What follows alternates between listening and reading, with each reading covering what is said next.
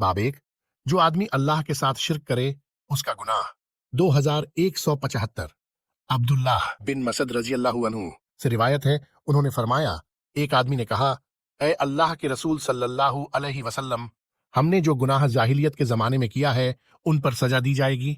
आपने फरमाया, जिसने इस्लाम की हालत में अच्छे काम किए हैं उससे जाहिलियत के गुनाहों का हिसाब नहीं होगा, और जो आदमी मुसलमान होकर भी बुरे काम करता रहा उससे पहले और बाद के गुनाहों का हिसाब होगा। फायदे।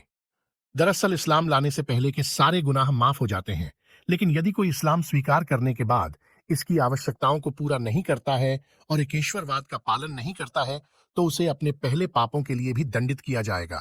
फतहुल बारी 12/266। बाब एक, जो आदमी अल्लाह के साथ शिर्क करे उसका गुनाह। 2175।